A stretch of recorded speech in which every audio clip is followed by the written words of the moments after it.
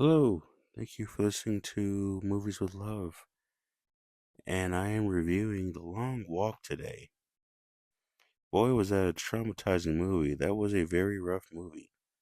Very rough. I'm actually I might watch it again tomorrow, or should I say later today? It's actually 3 in the morning. I'm doing this review. I know I'm like 2 weeks late, but um, anyway, it was a great movie. It was a good movie. It was a book, and I saw a few previews. I'll give this movie a maybe a 3.8 out of 5. I'm not sure why. Um, there weren't really too many bad things about it. Honestly, it was enjoyable. It was great. I loved it. It was amazing. Um, so I went in borderline, kind of blind. I saw a few previews for the movie, like maybe one, maybe two. But when I went to the theater to see it, I wasn't entirely sure what I was into. So when I watched it, it came on and they were like, "Oh, we're gonna go walk." And guy was like the sheriff or the deputy dude. You know, he was like or the major, the major, I believe, sergeant. I can't think of him right now, but he was like, "You were all great men, and you guys are gonna prove this country's been so lazy, and you guys are gonna be embody the best of it." Things like that. So he was like, there can only be one winner. You have rules. And if you break the rules, you can get your ticket pulled. And I was like, okay, whatever. So they start, and everyone does their thing. I was like, all right. So as I'm watching the movie, they're all doing their thing. One of the characters gets a cramp, and main characters are trying to like help him out. The other characters, he stops to tie his shoe, and the other characters are like, they're getting tired, and there's like, oh, come on, you gotta get up, you gotta get. So I was like, what's gonna happen here? So they're talking. I'm just like, can we really do this for 2 hours? Just have these people walking and talk like for 2 hours? Can the writers really keep up with this? So though they did. Oh boy, did they! The writers were great. Writers were amazing. I actually saw a scene today. I actually went to the movies today, and I saw The Strangers Chapter 2, and I saw one battle after another. And in between, jumping to those movies, I actually saw some scenes from him with Marlon Wayans and some scenes from The Long Walk.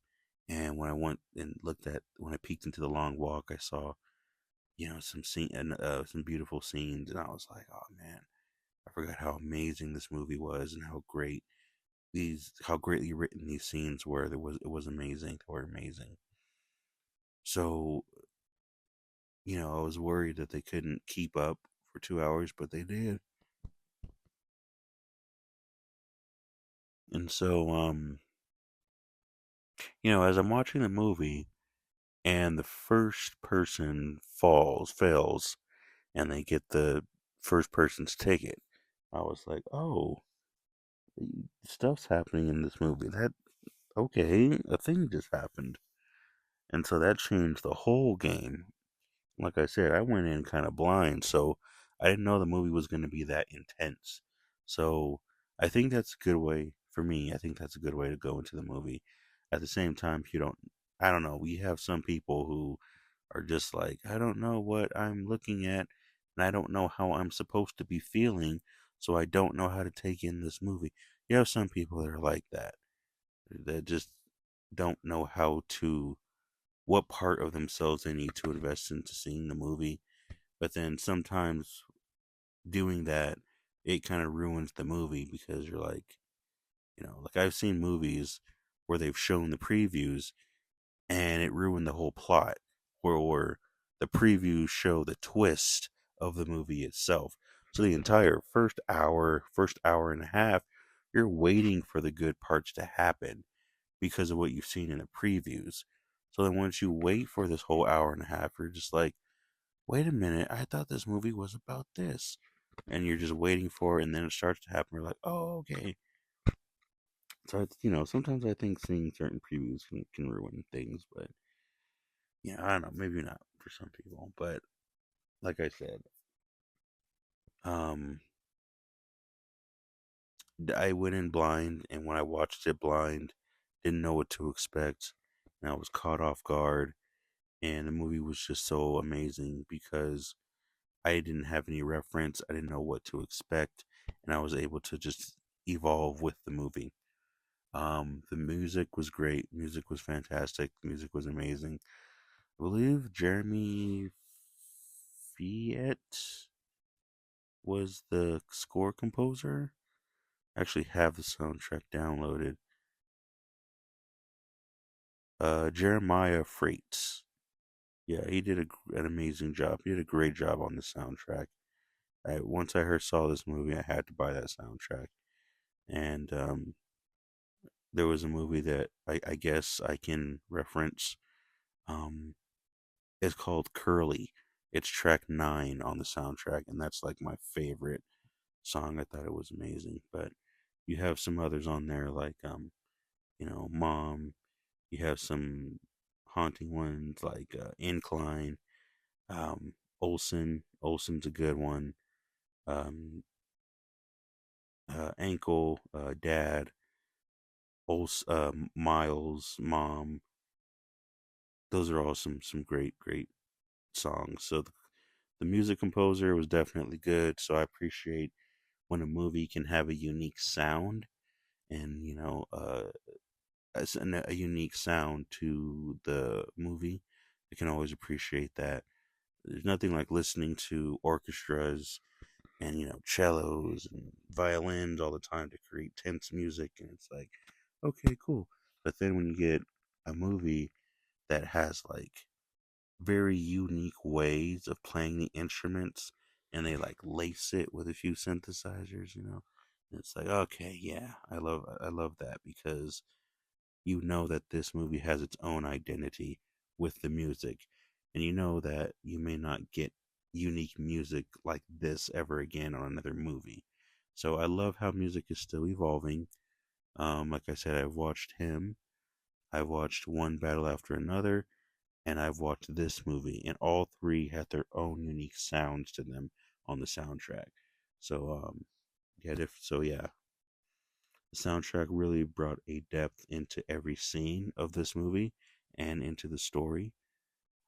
Um, yeah, it was beautiful, was amazing, was traumatizing. Um, just expect to be traumatized. Now, I'm not going to talk about some of the subliminal messages of the movie.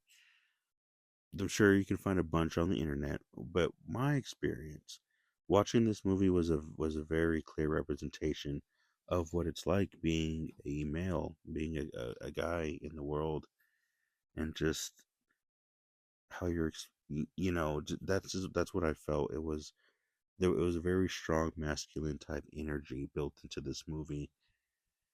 And I'm not going to give any references or, go too deep into it because I know there's going to be a lot of, women or females that are like, oh, but we do that too. And yeah, it's not, you know, I just don't want to have that disconnect from the review. But from like a masculine energy, masculine point of view, this movie was a huge representation of that. And it was sad because there were times when things weren't fair, and it was like it doesn't matter if it was fair, you still should have done something, you still have to do something. And when you sit here and wait for things to be fair, then you're going to get run down. You're going to be the one who gets burned. You're the one that's going to make everything fall apart because you're waiting for things to be done the right way instead of, you know what I mean. And I remember watching another movie, not to give any spoilers, but it was a Saw movie. It was a newer one, and to give little, there was times when the characters would have to do something, and then they had a timer to do it, and then they would do it, but then they wasted too much time. And because of that, even though they did what they were supposed to do, they waited so long, the timer zeroed out anyway. And they were just like, oh no, we didn't get to it in time, you know? And it was like, some people were like, that's not fair though. They still did the task. And it was like, yeah, but that's the masculine energy, is sometimes you can't waste time. Sometimes that masculine energy does not wait for you to get it right before it throws you out there in the field. You know, sometimes it's not fair. And, so this movie was very much about that. Um, the ending of the movie, yeah, toward the end of the movie, our homie was like, you've been walking for 5 hours or 3 days, or he was like, I've been walking my whole life. It's like, yeah, I felt that. A long walk is definitely an analogy of something, and you can really see that toward the end of the movie, and then they start singing the song and everything after the winner wins, and that's the thing about life is a lot of people will take pleasure, they will take entertainment in your struggle, and then after you've suffered, that is when they will praise you. But the entire struggle while you're going through it, they will be nowhere in sight. But once you fail, once you fall, you know, that's when people will be there to cheer, to be there for you, see you at your lowest points, um, see your brokenness as their entertainment. Unfortunately, that's like the way of our country.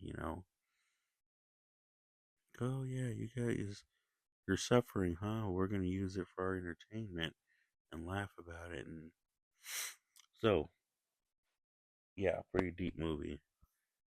Um, of course, movies really reflect what's going on in real life, and I know that movies like one battle after another, and this movie, The Long Walk, how the energies really connect, intertwine with the recent situation with the whole, Charlie Kirk thing.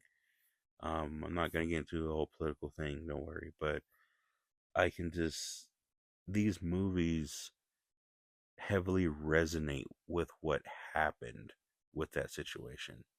But most movies do. Most movies will come out around a certain time and they'll revolve around a certain topic that happens in real life. So, this movie really does bring a new meaning to that, especially with the one character who has the wooden spoon, and he was kind of crazy, and he was like smacking himself on the head, and he was like blah blah blah blah. He was messing with people and ended up causing one of the other people to fail. And he was like, "I'm sorry, I didn't mean to do that."